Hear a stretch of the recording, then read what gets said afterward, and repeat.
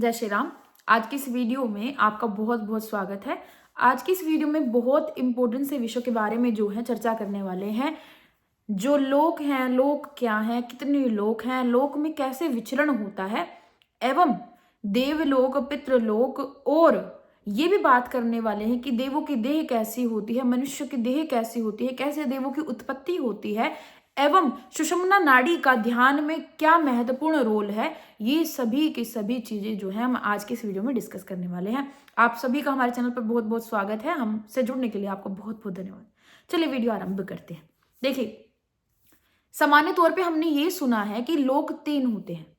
एक हो गया आपका पाताल लोक, भूलोक, और तीसरा हो गया आपका स्वर्गलोक। ठीक, हम जिस लोक पर रहते हैं उसको ही हम भूलोक कहते थे। भूलोक यानी कि भू का अर्थ क्या होता है? पृथ्वी। तो पृथ्वी लोक को ही हम क्या कह देते हैं? भूलोक कह देते हैं। अब देखा जाए तो इसके नीचे जो लोक बताया जाता है वो पाताल लोक बताया जाता है, और ये बोला जाता है कि पाताल में सूर्य की रश्मियां नहीं आती हैं। इसी पाताल के अधोदेश में नरक होते हैं, और नरक जो है असंख्य होते हैं। नरक जो है असंख्य होते हैं। हमने पाताल लोक को भी 7 लोकों में विभाजित कर दिया है, लेकिन क्या होता है कि वास्तविकता में पाताल भी असंख्य ही होते हैं। इस तरीके की बात कही जाती है और यही बात लिखी हुई है। अब जो 3 लोक हैं ये सामान्य तौर पर बताए जाते हैं, लेकिन वास्तविकता में 7 लोक बताए जाते हैं। एक भूलोक, दूसरा भवलोक, तीसरा स्वलोक, चौथा जनलोक, 5वां महलोक, छठा तपलोक और 7वां सत्यलोक। ये 7 लोक हमें बताए जाते हैं। भूलोक यानी कि जो प्रथम लोक है वो पृथ्वी लोक होता है। भवलोक यानी कि अंतरिक्ष मंडल होता है। और स्वलोक, स्व से क्या होता है? स्वर्ग, यानी कि स्वर्ग लोक को हम क्या बोलते हैं? स्वलोक बोल देते हैं। जो पितृ और देवता होते हैं वो स्वर्ग और नरक तक की जो सत्ता होती है वो देवताओं की और पितरों की होती है। ठीक है, यानी कि स्वलोक तक जिनकी सत्ता है वो किसकी है? देवताओं और पितरों तक की है। उसके बाद के लोकों में जिनको बहुत अधिक ज्ञान की प्राप्ति होने लग जाती है और जो अपने कर्मों से ऊपर उठने लग जाते हैं, उनको वो लोक प्राप्त होते हैं। ध्यान से समझने की कोशिश कीजिए, थोड़ा सा सूक्ष्म रूप से हम समझेंगे। सूक्ष्म रूप से आपको इस चीज में घुसने की भी जरूरत है समझने के लिए कि वास्तविकता में मेरे कहने का क्या अर्थ है। ठीक है, किसी एक लाइन पे मत जज कीजिए, क्योंकि अभी आगे इसका विस्तार पूर्वक जो है हम वर्णन करने वाले हैं। हम पुण्य करते हैं, हम पाप करते हैं। ठीक, जब हम पाप करते हैं हमें अधोगति प्राप्त होती है और हम भोग योनि में पड़ जाते हैं। जब हम पुण्य करते हैं तो हमें ऊर्ध्व गति प्राप्त होती है, हम स्वर्ग में पहुंच जाते हैं। ठीक है, स्वर्ग में हमें हमारे पुण्यों का फल मिलता है जो कि अच्छा होता है, जो कि आनंद बोल सकते हैं कि हमें आनंद प्राप्त होता है। जो पुण्य हमने यहाँ पे किए उसका आनंद हमें प्राप्त होता है। लेकिन जो व्यक्ति पाप करता है वो नरक में गिरता चला जाता है, यानी कि पाताल लोक के जो नीचे नरक बने हुए हैं उनमें गिरता चला जाता है, और वहां पर सूर्य की रश्मि नहीं आ सकती। हमारी उन्नति तब तक है जब तक हम सूर्य की तरफ बढ़ रहे हैं, और अगर हम सूर्य की तरफ ना बढ़ के केवल अंधेरे की तरफ बढ़ रहे हैं तो इसका क्या अर्थ है कि अज्ञानता बढ़ती जा रही है और हम नरकों में जो है विचरण करने लग रहे हैं। जब हमारे पापों का जो कर्म है वो पूरा हो जाएगा, कर्म फल है जो पापों के कर्म का फल है, जो पाप कर्म हमने किए हैं उनका जब फल पूरा हो जाता है, तो कहने का अर्थ है कि जब हमारा पाप क्षय हो जाता है तब हम वापस से मनुष्य देह में आ जाते हैं। और ऐसे ही जब हमारे पुण्यों का क्षय हो जाता है तब वापस से हमें जो अवस्था प्राप्त होती है वो किसकी अवस्था प्राप्त होती है? मनुष्य की अवस्था प्राप्त होती है। इसलिए हमारे लिए क्या जरूरी है, क्या महत्वपूर्ण है? हमारे लिए पुण्य करना बहुत महत्वपूर्ण है, ताकि हमें बार बार जो है मनुष्य देह प्राप्त हो। और मनुष्य देही एक ऐसा मात्र साधन होता है जिससे हम अध्यात्म की तरफ बढ़ सकते हैं, या हम अपने आत्म स्वरूप की तरफ जो है ब्रह्म का चिंतन कर सकते हैं। ये मनुष्य देह के द्वारा ही किया जा सकता है। अब मान लीजिए आप पाप पाप करे जा रहे हो, नरक में बढ़ते जा रहे हो, फिर भोग योनि में आ रहे हो, फिर वही चीजें बार बार वही चीजें रिपीट हो रही हैं, तो उसका कोई अर्थ नहीं है ना। अगर हम पुण्य करते हैं, इसलिए हमारा पुण्य का जो हमें पुण्य करते रहना चाहिए। ठीक है, तो जब हम पुण्य करते हैं तो हमें वापस से अवसर प्राप्त होता है कि हमें मनुष्य देह प्राप्त होगी, हम वापस से कर्म करेंगे, हम ज्ञान की तरफ बढ़ेंगे। ठीक है, नहीं तो हम अज्ञानता की तरफ पाताल लोक में गिर जाते हैं। अब जो पितृ होते हैं वो स्वर्ग नरक आदि तक ही रहते हैं, और जो देवता होते हैं वो भी स्वर्ग आदि तक ही रहते हैं। आपको पता है ना कि स्वर्ग किसकी पुरी है? इंद्र देवता की पुरी को स्वर्ग बोल देते हैं। तो इसका मतलब क्या है कि देवता जो है वो कहाँ तक सीमित है? वो स्वर्ग तक सीमित है। ठीक है, अब जब हम ध्यान केंद्रित करते हैं, पहले समझने की कोशिश कीजिए, तब हम ईड़ा और पिंगला नाड़ी से सुषुम्ना नाड़ी की तरफ स्थित होते आते हैं। ठीक है, कभी हम ईड़ा में विचरण करते हैं, कभी हम पिंगला में विचरण करते हैं, और हमें उनको मेंटेन करके सुषुम्ना में स्थित होना होता है। सुषुम्ना का अर्थ होता है सूर्य की सरल रश्मि को ही हम सुषुम्ना बोलते हैं। ठीक है, जब हमारा ध्यान केंद्रित होने लग जाता है और हम सुषुम्ना नाड़ी में स्थित होने लग जाते हैं, इसका अर्थ ये है कि कहीं ना कहीं हमें यह आभास हुआ है कि सूर्य की कोई सरल रश्मि यानी कि सूर्य की जो किरणें हैं, उनकी जो ऊर्जा है वो हमें प्राप्त हुई है। यही सूर्य की रश्मियां हमारे चारों तरफ भी होती हैं। ठीक है, हमारे इर्द गिर्द भी सूर्य की रश्मियां होती हैं। ठीक है, जो प्रकाश है, जो कि ज्ञान है, जब हमने अपनी सुषुम्ना नाड़ी हम अपनी सुषुम्ना नाड़ी में स्थित हो जाते हैं, तो उसी के द्वारा हम आसपास की जितनी भी सूर्य की रश्मियां हैं, क्योंकि सूर्य की रश्मियां भी बहुत सारी हैं, करोड़ों हैं। ठीक है, तब हम उनमें विचरण करना शुरू कर सकते हैं। तो जो बोलते हैं ना कि लोक विचरण कर रहे हैं, वो हम सूर्य की उस नाड़ी के द्वारा यानी कि सूर्य की उस रश्मि के द्वारा ही विचरण करते हैं। हम प्रकाश में ही विचरण कर पाते हैं। ठीक है, तो हम सूर्य की उस रश्मि के द्वारा ही अपने चारों गिर्द, ऊपर नीचे, हर एक लोक में जो है विचरण करते रहते हैं, यानी कि ज्ञान के द्वारा। ठीक, अब जब तक हम कर्मों से बंधे हुए हैं, हम अज्ञान हैं, हमको लगता है कि ये कर्म जो है हमारे द्वारा किए जा रहे हैं, तब तक हम लोकों में विचरण करेंगे। ठीक है, एक चीज और ये समझने की आवश्यकता है कि हम धीरे धीरे धीरे धीरे ऊर्ध्व गति में चले जाते हैं। जब हम पुण्य करते हैं, पुण्य करते करते जब हमारा अभिमान नष्ट हो जाता है, जब हम सेवा का भाव अपने अंदर लेके आते हैं, जब हमारा अभिमान का जो भाव होता है वो नष्ट हो जाता है, उसके ऊपर हमारा क्या होता है, उसके ऊपर हमें जो है जनलोक, महलोक, जनलोक, तपलोक और सत्यलोक में विचरण करने का मौका मिलता है। सत्यलोक जो होता है वो सबसे ऊपर का लोक माना जाता है, और इसमें ये बोला जाता है कि इसमें आपको बहुत ज्ञान है, लेकिन यहाँ पर लेश मात्र अभी भी आपके कर्म हैं, यानी कि उस कर्मों से आप अटैच है। कर्म होने का अर्थ है कि उस कर्मों से आप अटैच है, और लेश मात्र ही क्या है, लेश मात्र ही जो है अज्ञान है। ठीक है, यानी कि अभी भी ज्ञान पूर्णतः नहीं है। तो हम ये बोल सकते हैं, जब तक हम 7 लोकों में विचरण करते हैं, तब तक जो ज्ञान है वो खंड में विभाजित रहता है, यानी कि पूर्ण ज्ञान हमें नहीं हुआ है। हमें जो है अधूरा ज्ञान है, यानी कि खंडों का ज्ञान है, लेकिन अभी तक हमें पूर्ण ज्ञान नहीं हुआ है। कहने का अर्थ ये है,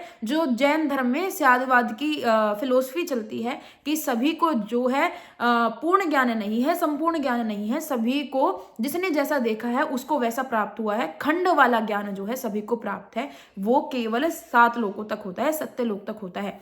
और जो इस सत्य का विच्छेदन कर देता है, वो जो है कहाँ पे स्थित हो जाता है, वो ब्रह्म में स्थित हो जाता है, ऐसा बोला जाता है। जब तक हम इन 7 लोकों में हैं, तब तक हम कहीं ना कहीं कर्मों से अटैच है। और कर्मों से हम अटैच क्यों हुए हैं? क्योंकि हमारा मन है। मन जो है, जो अंतःकरण है हमारा, वही हमारा सूक्ष्म शरीर है। ठीक, इसको बड़ी ध्यान से सुनिए। जब तक हमारा मन है, जब तक हम कर्मों से अटैच हैं।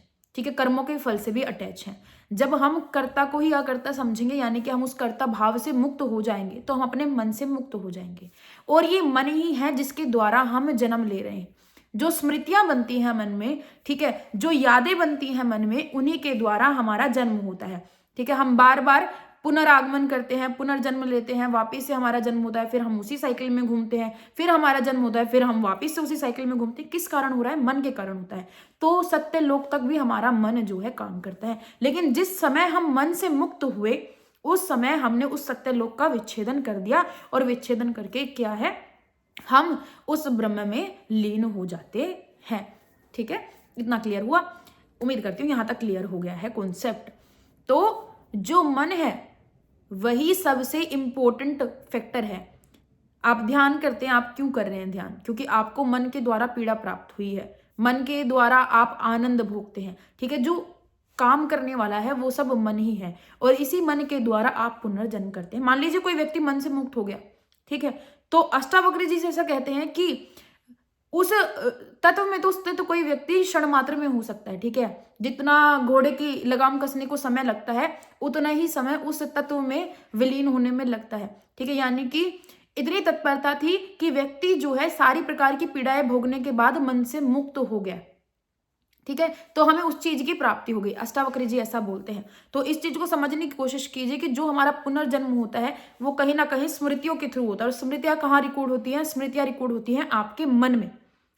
और अगर कोई व्यक्ति मन से मुक्त हो जाता है, स्मृतियों से मुक्त हो जाता है, तो उसका पुनर्जन्म भी होना बंद हो जाता है। तो जैसे ही व्यक्ति सत्यलोक को पहचान करके ऊपर चला जाता है, और तो उसको क्या समझ में आने लग जाता है, उसको ये उसका जो ये पुनर्जन्म का जो चक्र है, जो साइकिल चल रही है, जो बार बार जन्म है, जन्म मरण की जो साइकिल चल रही है, ये वो ब्रेक कर देता है। और इसलिए हमें बार बार मनुष्य देह प्राप्त होती है, समझने के लिए कि ज्ञान क्या है और हम किस तरफ बढ़ रहे हैं, सूर्य क्या है, वो आत्म प्रकाश क्या है, वो तत्व क्या है, वो ब्रह्म क्या है, ये चीज जानने के लिए हम बार बार क्या कर रहे हैं, हम बार बार जन्म ले रहे हैं। ठीक है, तो हमारे पाप भी बहुत इंपॉर्टेंट प्ले करते हैं रोल, और हमारे पुण्य भी बहुत इंपॉर्टेंट रोल प्ले करते हैं। ठीक है, देवता जो होते हैं, देवता भी दो प्रकार के होते हैं, एक कर्मों के देवता और एक होते हैं, और एक अजान देवता होते हैं। इसी तरीके से जो देवता होते हैं वो आपके कर्मों के देवता होते हैं, और दूसरा अजान देवता होते हैं।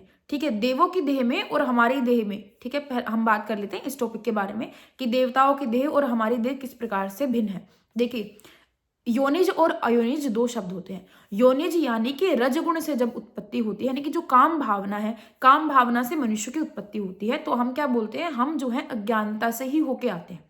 मनुष्य देह जो है वो हमें अज्ञानता से ही प्राप्त होती है, क्योंकि रजोगुण जो है वो अज्ञानता में आता है। तो जो मनुष्य देह है वो किससे प्राप्त हुई है? हमें हमें अज्ञान से ही प्राप्त हुई है। समझने की कोशिश कीजिए। ठीक है, कि जो मनुष्य देह है वो अज्ञानता से ही प्राप्त हुई है, और हम अज्ञानता से ज्ञान की तरफ बढ़ रहे हैं। अब हम अज्ञानता से नीचे भी गिर सकते हैं, ताकि हमें जो है नरक की प्राप्ति हो जाए। अगर हम अज्ञान में ही पैदा हुए हैं और अज्ञान जो है हम अपना बढ़ा रहे हैं, ज्ञान की ही वृद्धि कर रहे हैं, तो हम नीचे की तरफ गिर जाएंगे। लेकिन अगर हम अपनी अज्ञानता से ज्ञान की तरफ बढ़ रहे हैं, सूर्य की तरफ बढ़ रहे हैं, तो क्या होगा? तो हम ऊपर उठते चले जाएंगे। ठीक है, हमारी देह को योनिज देह बोला जाता है, क्योंकि हम जो है रजोगुण से उत्पन्न है। जब तक हमारे माता पिता में काम भावना नहीं आएगी, तब तक हमारी देह की उत्पत्ति नहीं हो सकती है। लेकिन जो देवताओं की देह है वो अयोनिज देह होती है। यानी कि कहने का मतलब ये है कि जो देह केवल दृष्टि मात्र से उत्पन्न हुई हो, या आपने सुना होगा कि जो ईश्वर हैं वो पुष्प से उत्पन्न हुए हैं। जैसे कबीरदास जी को आप देखेंगे तो कबीरदास जी का जन्म बताया जाता है कि वो उनकी उत्पत्ति जो है कमल से हुई है। तो वो क्या है? वो दिव्य देह है, अयोनिज देह है, जिसमें रजोगुण का कोई काम नहीं होता है, वो केवल दृष्टि मात्र से उत्पत्ति होती है। ठीक है, उसी प्रकार से राधा माता को भी जो है कमलिनी बोला जाता है, यानी कि कमलानी बोला जाता है, यानी कि जिनकी उत्पत्ति कमल से हुई है। तो उनकी भी जो देह है वो क्या है? उनकी भी देह जो है दिव्य देह है। तो देवताओं में और मनुष्यों में ये जो है भेद होता है। साथ ही में जब देवताओं की उत्पत्ति होती है, तो जैसे हम तो अवस्थाओं से पार होके जाते हैं, हम 1 साल के होंगे, 2 साल के होंगे, 3 साल के होंगे, 4 साल के होंगे। लेकिन जो देवता होते हैं, जब उनकी उत्पत्ति होती है तो वो शुरुआत में ही 5 से 7 वर्ष की आयु के होते हैं। यानी कि आपको बहुत बड़े बड़े दिखेंगे। जैसे अगर तुलसीदास जी महाराज की बात देखी जाए तो बोला जाता है जन्म के समय उनके 32 दांत थे और वो बहुत बड़े दिख रहे थे, और साथ ही में उनके मुख से जो उच्चारण हुआ था वो राम शब्द का उच्चारण हुआ था। तो कहीं ना कहीं उनकी देह भी जो है दिव्य देह थी। इसी प्रकार से भगवान श्री कबीरदास जी महाराज की और माता राधा की भी जो देह थी वो क्या थी? दिव्य देह थी। और यही देवताओं में और मनुष्यों में अंतर होता है। लेकिन एक मनुष्य देह ही ऐसी होती है जिससे देवता योनि में भी पढ़ा जा सकता है और प्रेत योनि में भी पढ़ा जा सकता है। प्रेत योनि जो है इनके मध्य की योनि होती है। ठीक है, यानी कि अगर मैंने क्या बोला कि मन जो है वन ही विचरण कर रहा है सारी जगह, और जो मन है वही सूक्ष्म शरीर को फॉर्म कर रहा है। ठीक है, अब यहाँ पर समझने की ये कोशिश कीजिए, अगर मन में मलिनता बढ़ती चली जाती है, अग्नितत्व तो बढ़ता चला जाता है, तो कहीं ना कहीं जो मन है वही विचरण करने लग जाता है, और प्रेत योनि में भी वही सूक्ष्म रूप से पड़ता है, क्योंकि उसका अग्नितत्व बढ़ जाता है। तो इसमें जो है प्रेत में जो है अग्नितत्व जो है बड़ी मात्रा में होता है। तो उम्मीद कर रही हूँ कि आपको ये कॉन्सेप्ट क्लियर हो गया होगा और आपको वीडियो पसंद आई होगी। आप सभी का हमसे जुड़ने के लिए बड़ा बड़ा धन्यवाद। आप सभी को जय श्री राम।